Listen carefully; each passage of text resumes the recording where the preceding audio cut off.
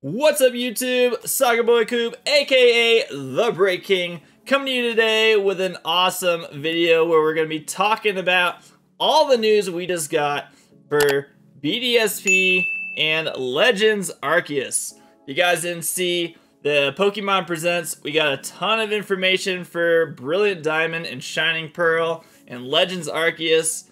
All these games are looking very cool. Very excited to get into these games, and we're going to talk about some stuff that we saw, what we learned, talk about some things we didn't see that I imagine will be a part of the games. It'd be kind of weird if they weren't. And I'll give you some stuff that I'm hoping we see. It's some things I'm hopeful that will be a part of the games that we haven't really no hints towards, but it could be some really cool things that we have. Start off. You guys check it out. I'm wearing a Team Shiny Score Bunny shirt. If you guys are looking for some Team Shiny merchandise, Shiny Pokemon shirts, there'll be a link below for Team Shiny. We got some cool stuff. Been rocking Score Bunny. I was wearing Grookey the other day. Got Sobble. Some other really cool stuff.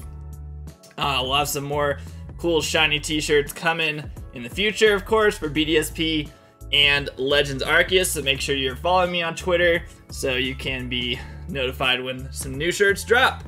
But let's get into BDSP first. So, Brilliant Diamond, Shining Pearl. To begin with, there were a lot of rumors about this, so it wasn't a huge surprise, but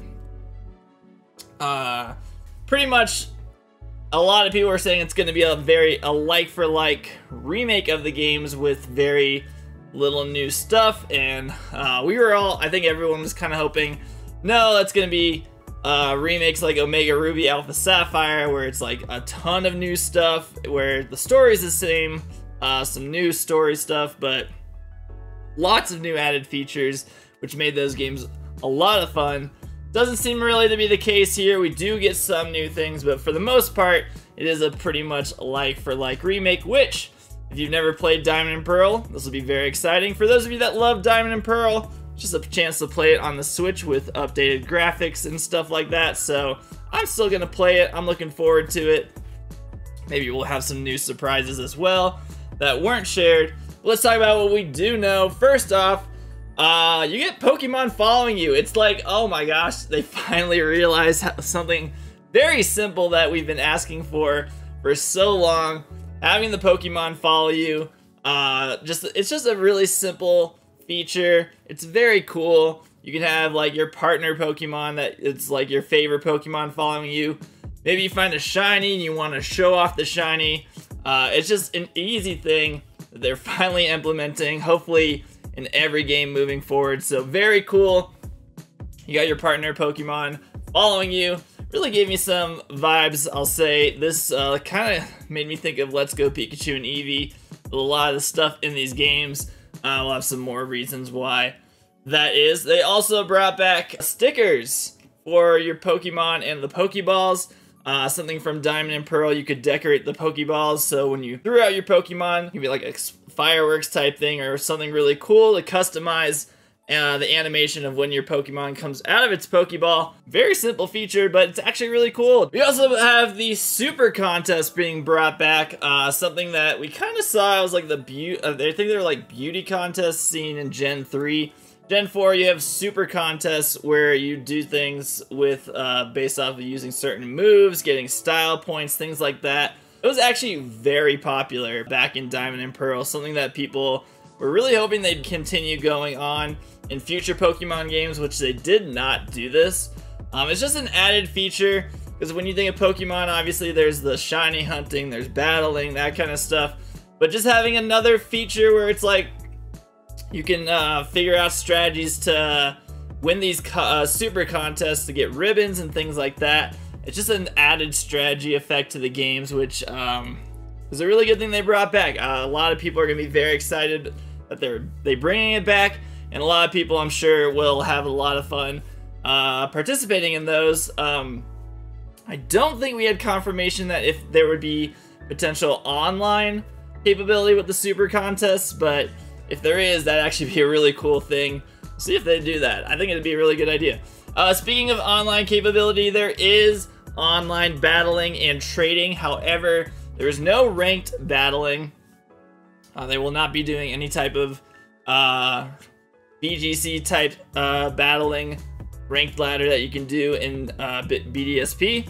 So they did say VGC type style ranked battling stuff is staying in Sword and Shield. It was a question that a lot of us were wondering how that was going to work with the older games. So it is staying in Sword and Shield. You can do online battles, just not ranked. That didn't exist in Diamond and Pearl, so it makes sense that they didn't bring it for this as well. They are going to have a special edition Nintendo Switch Lite for BDSP. It is a remake of a DS that had Palkia and Dialga on the back. So if you see it and you're like, whoa, this looks really familiar, it is on purpose. They are very similar. Very cool thing if you had it in the past or you didn't have it, you want to get it now. Just a really cool thing that you can get. They're also doing a Manaphy egg giveaway in the mystery gift through February 21st, 2022, which leads to a very big question. Is this going to be shiny locked or not? The only way you're able to shiny hunt Manaphy is a very long method involving a copy of Pokemon Ranger with a Manaphy egg, trading it over to your Gen 4 game, hatching it. If it was not shiny, you had to trade the egg to a different game. It's such a lengthy process. It's like 30 minutes per encounter, and it's full odds. So unless you got super lucky, you could spend years on this hunt. So that's actually, it's a big question mark. Unfortunately, Pokemon has been going on this path of mythicals being shiny locked. I don't know why they're doing this. They usually just give away the shinies now at GameStop or something like that. So I'm thinking this is probably shiny locked, but fingers crossed we can maybe shiny hunt this Manaphy egg. It'd be a very cool thing to do. Also, BDSP and Legends Arceus will be supported in Pokemon Home later in 2022. If we look back at Sword and Shield, it took about 4 months for Pokemon Home connectivity to become a thing. So if you have any shiny Pokemon you're hoping to bring over, or you just want to be able to complete the decks to most likely get the shiny charm quickly, you will be able to do that. Another big thing we saw is we do have the Underground in BDSP, which is a big deal. The Underground in Diamond and Pearl is a huge part of the game. It was a very cool thing where you could find fossils, you were able to find stones, shards, all types of things. You were able to have friends build bases in the Underground. You can visit them and stuff like that. You can have make traps, all these types of customization thing. It was very cool. And that'll bring us into our first new thing that is a part of BDSP, is Pokemon hideaways, which is a part of the Underground where basically you build your little cave in an underground, and you can put certain statues in there, which are of certain Pokemon. And apparently those statues can allow certain Pokemon to be in these hideaways, so you can do encounters with them. So we saw like a Houndoom, we saw Slugma, we saw like a bunch of fire types, which is a big deal for Diamond and Pearl because one of the biggest complaints is the lack of fire types. So it looks like we get access to a lot of fire types very easily. Not sure how, we don't know how we get these statues or how the hideaways work exactly in that sense, but it's a very cool feature. And also another theory I'm having, and people have been saying this, is these hideaways are probably going to have boosted shiny odds. It kind of gives like a feel of Friend Safari. So the hope is when you go into these hideaways, you can maybe shiny hunt in them, have some boosted odds. It'd be a really cool way to shiny hunt. So that is something we're looking forward to there. Speaking of shiny hunting, we did not see them use the Pokeradar. It's not that crazy that they didn't show us that because they've never really shown us the shiny hunting methods in any trailers. It's supposed to be like a secret thing that you learn about in the game. It's a surprise.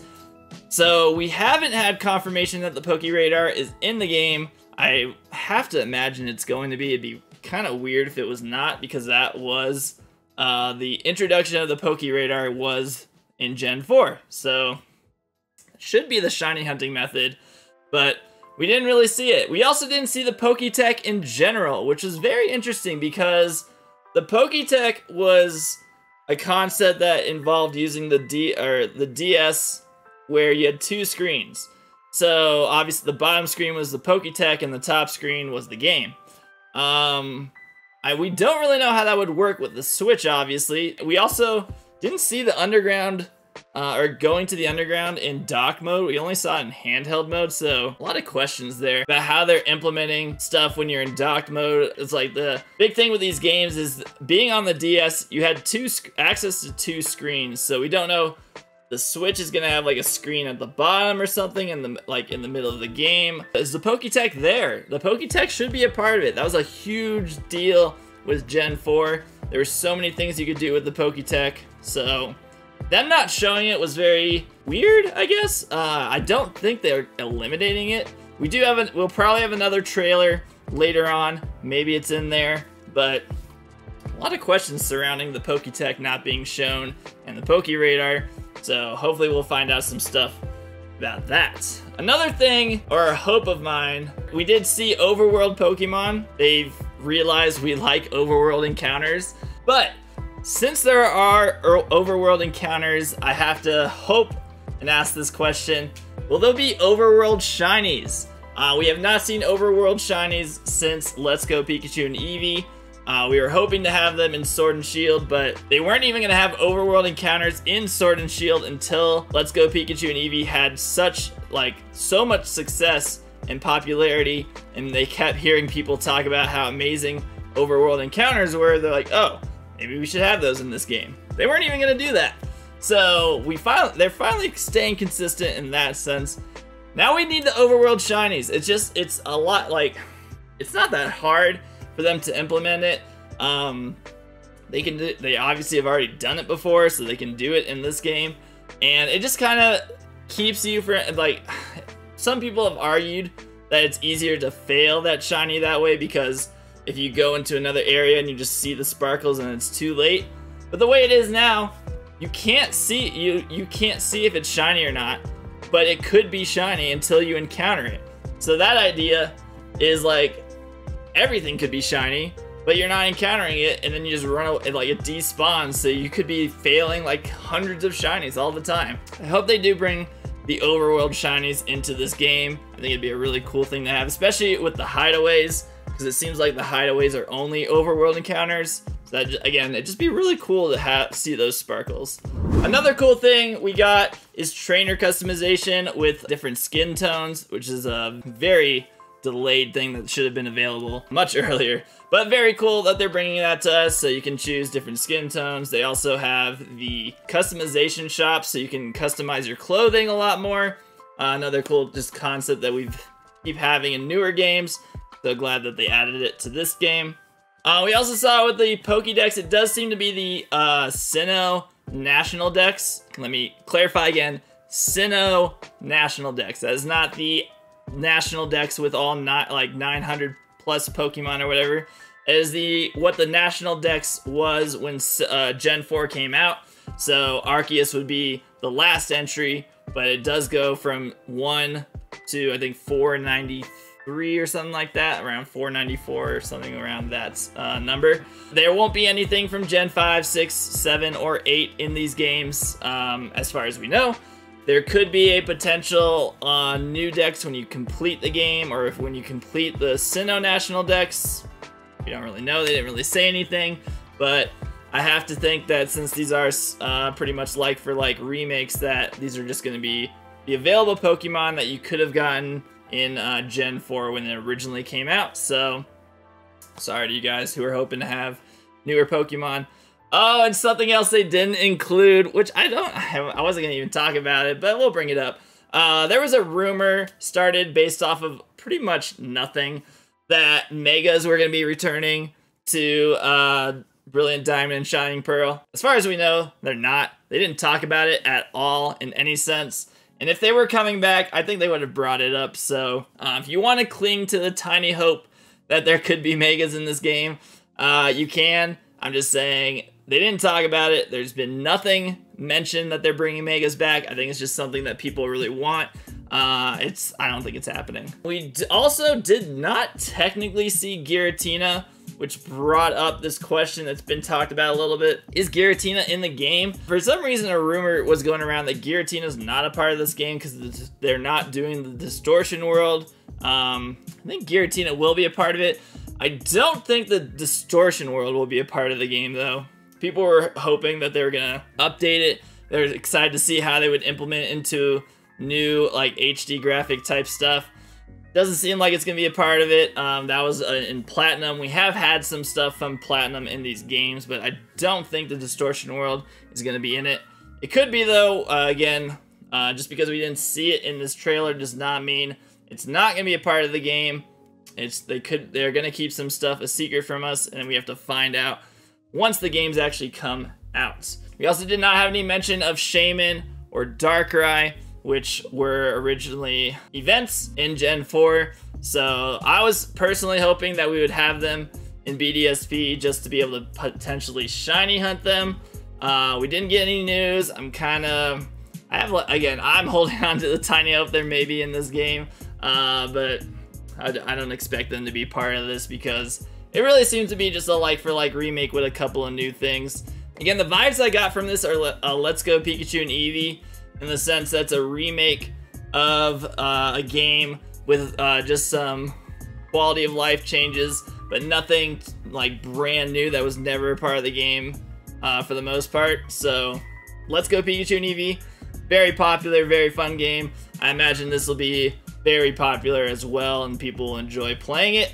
And some people have played Gen 4 for the first time ever, so I'm looking forward to it. It'll be a lot of fun, and we'll see what else we learn about these games in the future, if we do, or just when the games come out and when we play the games. So that's about all the news we got on BDSP. Again, nothing too crazy. So still very much looking forward to it. Let me know, guys, down below what you're excited for, what you hope to see about BDSP. What's the thing you're most excited about? Pikachu! You Thunderbolt!